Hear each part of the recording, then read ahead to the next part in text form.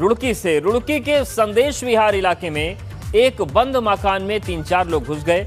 पड़ोसियों को शक होने के बाद मामले की जानकारी पुलिस को दी गई और मौके पर पहुंची पुलिस ने 2 चोरों को मौके से दबोच लिया, जिससे एक चोर तो बेड के अंदर ही छिपा हुआ बैठा था, वो रंगे हाथ पकड़ा गया। आप देखिए, जबकि एक चोर मौके से रफू चक्कर हो गया। 4 लोग घुसे थे। ये देखिए, एक जो चोर था वो पुलिस के डर के मारे बेड के अंदर घुस गया, हालांकि वो पकड़ लिया गया। नाम बता जल्दी।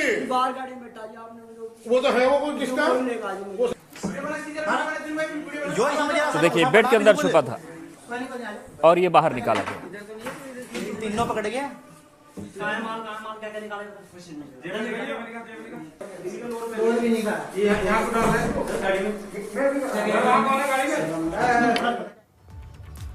कल दिल्ली में भाजपा के राष्ट्रीय अध्यक्ष अहम बैठक करने जा रहे हैं। इस बैठक में बीजेपी के सभी राष्ट्रीय महासचिव और प्रदेश प्रभारियों को बुलाया गया है। बताया जा रहा है कि बैठक में 2022 की शुरुआत में होने वाले 5 राज्यों के विधानसभा चुनाव पर मंथन होगा।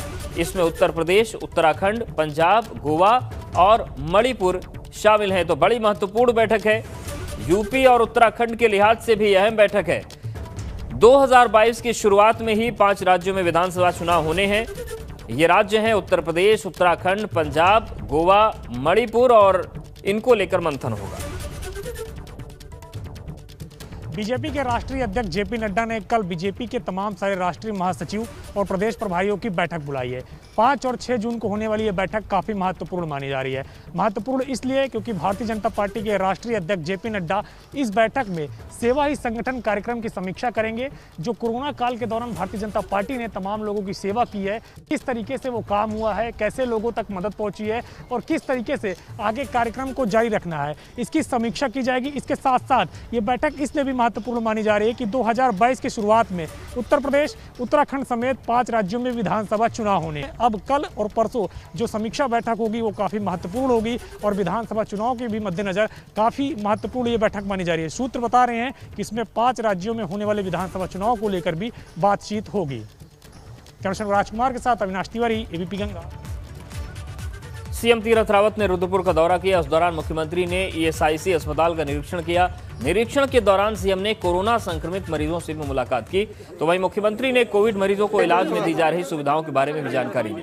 उधर जिले के प्रभारी मंत्री सतपाल महाराज ने कहा कि हॉस्पिटल में स्टाफ की कमी नजर आई है, जिसके लिए केंद्रीय मंत्री से बात की जाएगी।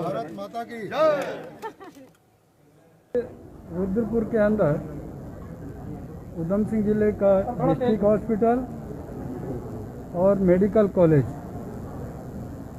ऐसे पेशेंटों तक जाना और जो यहाँ कर्मचारी हैं, डॉक्टर्स हैं, वार्ड बॉय हैं, सिस्टर हैं, एएनएम, नर्सें, सभी से हमारा मिलना जुलना हुआ है।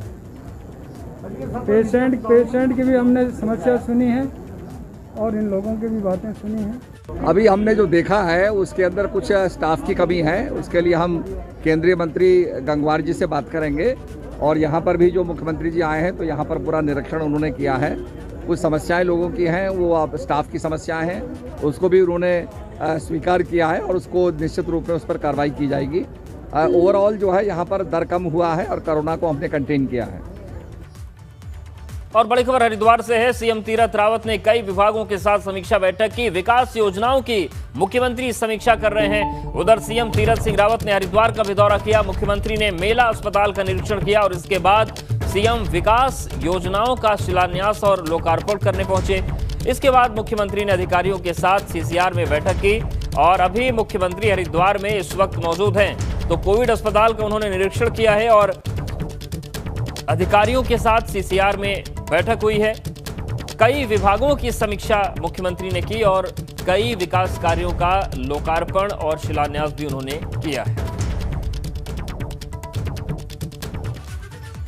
वहीं दुकानें खोलने की मांग को लेकर व्यापारियों ने प्रदर्शन किया। टिहरी, रामनगर और सितारगंज में व्यापारी सड़क पर उतर आए और दुकानें खोलने की मांग को लेकर प्रदर्शन किया। हल्द्वानी में व्यापारियों का कहना है कि अगर 2 दिन के भीतर बाजार खोलने के लिए कोई फैसला नहीं लिया गया तो व्यापारी खुद ही अपनी दुकानें खोलने को मजबूर हो जाएंगे। सितारगंज में व्यापारियों ने बाजार खोले जाने की मांग को लेकर शहर के मुख्य चौराहे पर थाली बजाकर प्रदर्शन किया। तो वहीं टिहरी में व्यापारियों ने दुकानें खुलवाने और आर्थिक पैकेज देने की मांग को लेकर सरकार के खिलाफ प्रदर्शन किया और अपनी दुकानों के सामने घंटी और थाली बजाई।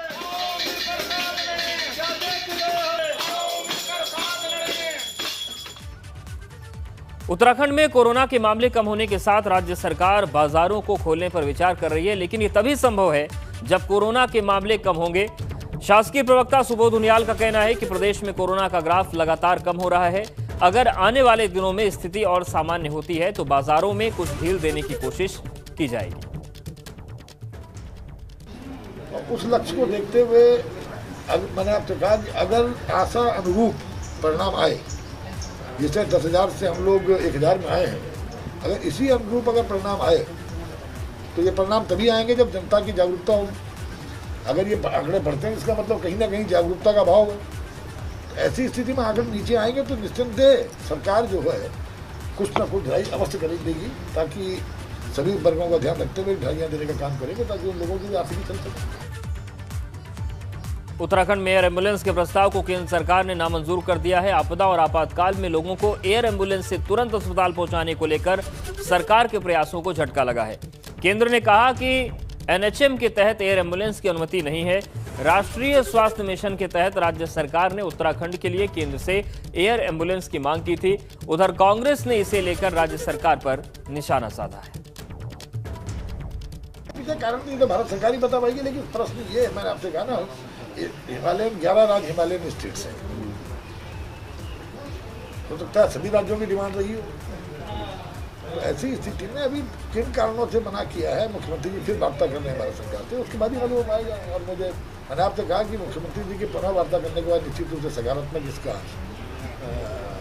प्रयास का सकारात्मक फल मिलेगा। अगर इनके परिप्रेक्ष्य में आप नज़र दौड़ाएंगे तो बड़ी बड़ी घोषणाएं, बड़ी बड़ी बातें सरकार लगातार कहती रही है, लेकिन किसी भी कार्य को सरकार द्वारा अमली जामा नहीं पहनाया गया है। यही कमोवेश स्थिति एयर एम्बुलेंस के परिप्रेक्ष्य में है। आपने बड़े जोर शोर से जो है बात कह दी, हम एयर एम्बुलेंस लाएंगे, एयर एम्बुलेंस लाएंगे। अब तो विदाई का वक्त है, अब तो चुप हो जाओ। देहरादून में बाल रोग विशेषज्ञों की काफी कमी है। ऐसे में कोरोना की तीसरी लहर में अगर बच्चे संक्रमित होते हैं तो परेशानियां बढ़ सकती है। आंकड़ों के मुताबिक 3,000 बच्चों पर एक बाल रोग विशेषज्ञ है, जो काफी कम है। कोरोना की तीसरी लहर में माना जा रहा है कि कोरोना का वायरस बच्चों को ज्यादा संक्रमित कर सकता है। ऐसे में स्वास्थ्य विभाग अब बच्चों के लिए वार्ड, आईसीयू और दूसरी व्यवस्थाएं करने में जुट गया है। लेकिन बाल रोग विशेषज्ञों की कमी कैसे दूर होगी, ये एक बड़ा सवाल बना हुआ है। ने बहुत सारे बड़े बड़े हॉस्पिटल्स में खुद जाके जो है चेक किया है कि वहाँ पे जो बेड स्टेटस है, चाहे वो नीकू का चाहे पीकू का, वो लगभग कितना है हर हॉस्पिटल का, और वो कितना बढ़ा सकते हैं उसको। तो हर हॉस्पिटल्स में हमने ये डेटा कलेक्ट कर लिया है, वहाँ पे कितने पीडियाट्रिशियन हैं, कितने स्टाफ नर्स हैं जो ट्रेंड हैं और अनट्रेंड हैं। तो लगभग हमारे 149 पीडियाट्रिशियन ऐसे हैं जो देहरादून ज़िले में अलग अलग हॉस्पिटल्स में काम कर रहे हैं।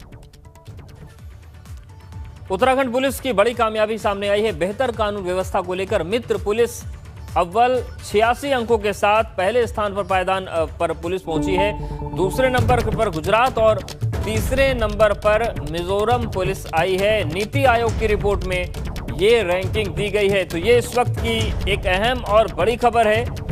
उत्तराखंड पुलिस को एक बड़ी कामयाबी मिली है। बेहतर कानून व्यवस्था को लेकर मित्र पुलिस को अव्वल नंबर मिला है। उत्तराखंड की 86 अंकों के साथ पहले पायदान पर उत्तराखंड पुलिस, दूसरे नंबर पर गुजरात और तीसरे नंबर पर मिजोरम की पुलिस रही है। नीति आयोग की रिपोर्ट में ये रैंकिंग मिली। तो मित्र पुलिस की जो अवधारणा है उसमें उत्तराखंड पुलिस पहले नंबर पर है देश में। पिथौरागढ़ जिले में कोरोना का कहर बढ़ता जा रहा है। बीते दिन जहां 94 कोरोना संक्रमित मरीजों के मिलने से एक्टिव केसों की संख्या 1704 हो गई, वहीं कोरोना संक्रमित 2 मरीजों की मौत से दूसरी लहर में मौतों की संख्या 89 हो चुकी है।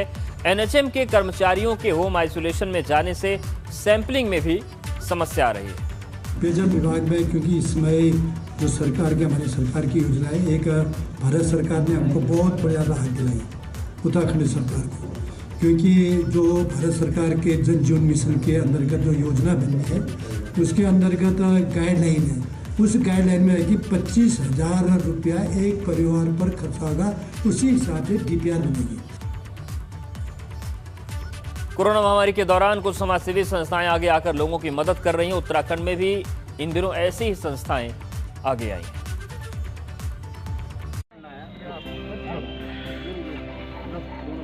कोरोना महामारी में समाजसेवी संस्थाएं मदद के लिए आगे आ रही हैं। बॉलीवुड के मशहूर गायक जुबिन नौटियाल और समाजसेवी उमेश कुमार ने भी लोगों को राहत सामग्री बांटी। बॉलीवुड सिंगर जुबिन नौटियाल ने चक्राता के त्यूनी में लोगों के बीच जाकर राहत सामग्री बांटी।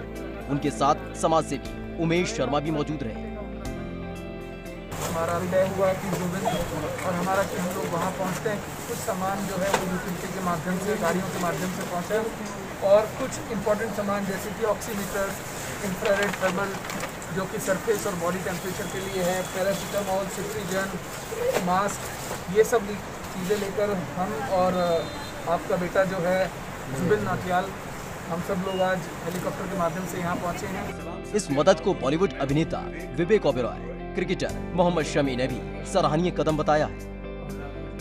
मैं उमेश शर्मा जी और उनकी पूरी टीम को बधाई देना चाहता हूं। आप लोग पहाड़ी इलाकों के गांव-गांव तक सड़क और हवाई मार्ग से राहत पहुंचा रहे हैं। मुझे आप पर बेहद गर्व है। जन सेवा के इस कार्य में डटकर लगे रहिए, हम सब आपके साथ हैं, क्योंकि एक एक जान कीमती है। मेरे बड़े भाई उमेश कुमार जी और राघव जुएल जी उत्तराखंड में इस कोरोना की महाबीमारी में दुर्गम इलाकों में जहां पर सेवाएं पहुंचना बहुत मुश्किल है, वहां पर जाकर राशन, दवाइयां, ऑक्सीमीटर बांट रहे हैं। मैं आप लोगों के साथ हूं और मैं अपनी तरफ से भी कुछ ऑक्सीमीटर्स उमेश जी और राघव जुएल जी को दे रहा हूं, जो उत्तराखंड वासियों के लिए हैं। जुबिन नौटियाल ने कहा कि हिंदुस्तान एक ऐसा देश है जहां पर बहुत सारी कास्ट है, रिलीजन है, लैंग्वेज है, मगर इस समय सबसे बड़ी चीज इंसानियत है।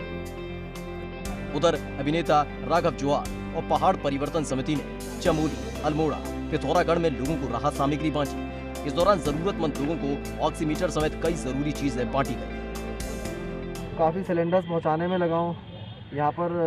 और दूसरी चीज़ अच्छी है कि सब लोकल लोग साथ दे रहे हैं, पब्लिक सब साथ आ गई है, एक साथ होकर हम लोग इस लड़ाई को लड़ रहे हैं। एक PHC हमने पौड़ी में सेटअप किया। थोड़ी ही सही, मगर कोरोना महामारी के समय ये जरूरतमंद लोगों के लिए बड़ी राहत है। ABP गंगा के लिए देहरादून से अजीत सिंह राठी की रिपोर्ट। राज्यसभा सांसद प्रदीप टमटा ने अल्मोड़ा CHC बैजनाथ में ऑक्सीजन प्लांट लगाने के लिए 35 लाख रुपए जारी कर दिए हैं। ये रकम सांसद निधि से जारी की गई। ऑक्सीजन प्लांट लगाने से कोरोना महामारी में मरीजों को काफी फायदा होगा।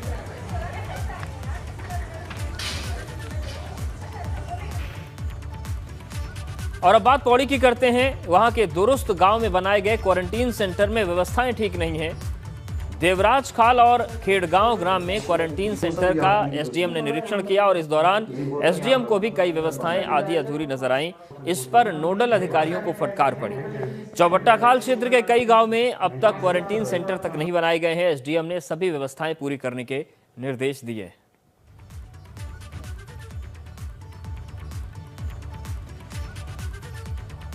और टिहरी जिले में भले इन दिनों कोरोना संक्रमण का ग्राफ कम हुआ, लेकिन एक जिले से दूसरे जिले में पहुंचने लोगों को बगैर चेकिंग और कोविड नेगेटिव रिपोर्ट के एंट्री दी जा रही है।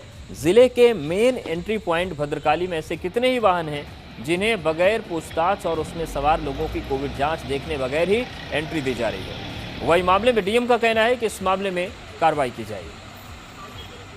संज्ञान में नहीं है और बाकी जो भी निर्माण कार्य और इस आवश्यक सेवाओं वाले विभाग हैं उनको वो अधिकृत हैं कि वो अपने अधिकारी कर्मचारियों को पास इश्यू कर सकें, तो इसलिए उनके पास के ही बेसिस पे नहीं रोका जा रहा होगा, वरना ऐसी कोई गाड़ी नहीं होती है जो अनऑथराइज्ड अंदर आ सकती है। बाकी रैंडम सैम्पलिंग सभी की हो सकती है, तो बॉर्डर में ऐसा किया जा सकता है कि रैंडम सैम्पलिंग कर। कांग्रेस प्रदेश अध्यक्ष प्रीतम सिंह के नेतृत्व में कांग्रेस के प्रतिनिधिमंडल ने राज्यपाल से मुलाकात की। राज्यपाल बेबी रानी मौर्य को कांग्रेस के प्रतिनिधिमंडल ने ज्ञापन सौंपा। कांग्रेस प्रतिनिधिमंडल ने निर्बाध वैक्सीनेशन को लेकर राज्यपाल के माध्यम से राष्ट्रपति को ज्ञापन सौंपा। पूरे देश के अंदर कांग्रेस जन जो है राज्यपाल महोदया के माध्यम से राष्ट्रपति जी को और जिलों में जिलाधिकारी के माध्यम से राष्ट्रपति जी को वैक्सीनेशन के परिप्रेक्ष्य में जो है वो ज्ञापन सौंप रहे हैं। उसी कड़ी में आज देहरादून में भी हमने राज्यपाल महोदया जी के माध्यम से राष्ट्रपति महोदय जी को ज्ञापन प्रेषित किया। और चलिए उत्तराखंड के कोरोना का अपडेट आपको बता देते हैं। आज आए कोरोना के 892 नए मामले, कोरोना से 43 मौतें हुई हैं। आज 4006 मरीज ठीक होकर डिस्चार्ज हुए, घर भेजे गए हैं। और देहरादून की बात करें तो बीते 24 घंटे में 203 नए मामले सामने आए हैं। तो उत्तराखंड का कोरोना अपडेट है। आज अगर हम बात करें बीते 24 घंटे की तो 892 नए मामले सामने आए। कोरोना से कुल 43 मौतें हुई हैं। 4006 मरीज ठीक होकर घर भेजे गए और देहरादून में 203 नए मामले सामने आए हैं। एक तरफ देवभूमि में कोरोना और ब्लैक फंगस से दहशत है तो वहीं अब डेंगू का डंक भी डरा रहा है। राजधानी देहरादून में डेंगू की रोकथाम के लिए फॉगिंग कराई जा रही है। अच्छी बात यह है कि अभी राजधानी देहरादून में डेंगू के मामले सामने नहीं आए हैं।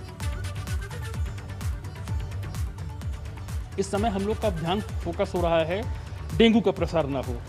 पिछली बार हम लोगों का ये प्रयास काफ़ी सफल रहा था और हम लोग सौभाग्यशाली थे कि देहरादून में डेंगू का एक भी केस रिपोर्ट नहीं हुआ था। हमारा प्रयास इस बार भी यही है। इसके लिए 10-10 वार्डों का क्लस्टर बनाया गया है। इसमें जो संबंधित क्षेत्र के इंस्पेक्टर है और लोकल पार्षद हैं उनसे भी अनुरोध किया गया है। 10 लोगों की टीम में एक घर जाकर सर्वे का काम चल रहा है। उत्तराखंड में 20 जून तक मानसून दस्तक देने जा रहा है। 3 जून को दक्षिणी पश्चिमी मानसून केरल पहुंच गया। इस बार मानसून की बारिश उत्तराखंड में सामान्य रहने की संभावना है। बीते साल सामान्य से तकरीबन 20% कम बारिश हुई थी प्रदेश में। 15 जून के बाद से बारिश में धीरे धीरे इजाफा होने लगा। 6 जून तक उत्तराखंड के पर्वतीय जिलों में मौसम विभाग ने बारिश की संभावना जताई है। वहीं 7 जून को पूरे प्रदेश में गरज के साथ बारिश होने की संभावना है। कल 3 जून को दक्षिणी पश्चिमी मानसून केरल पहुंच गया है और आज यह उत्तर में थोड़ा और बढ़ा है। तो केरल में मानसून पहुंचने के लगभग 20 दिन बाद मानसून उत्तराखंड पहुंच जाता है और लॉन्ग रेंज फोरकास्ट के हिसाब से इस बार जो मानसून है उत्तराखंड में सामान्य के आसपास रहने की संभावना है।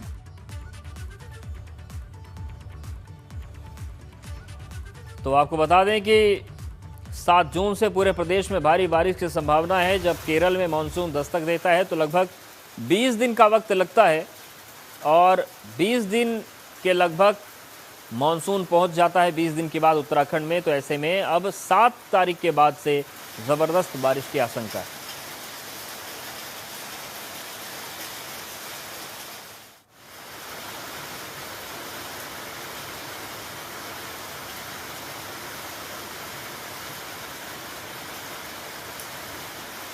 तो 6 जून को कई इलाकों में बारिश होगी, 7 जून को ही बारिश हो सकती है और 20 जून तक जो मानसून है वो उत्तराखंड में पहुंच जाएगा क्योंकि कल मानसून केरल में दस्तक दे चुका है।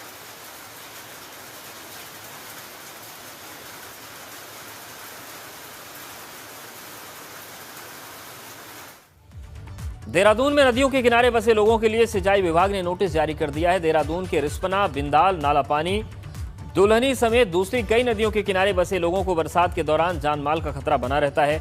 इन लोगों को तबाही से बचाने के लिए सिंचाई विभाग ने कवायद तेज कर दी है।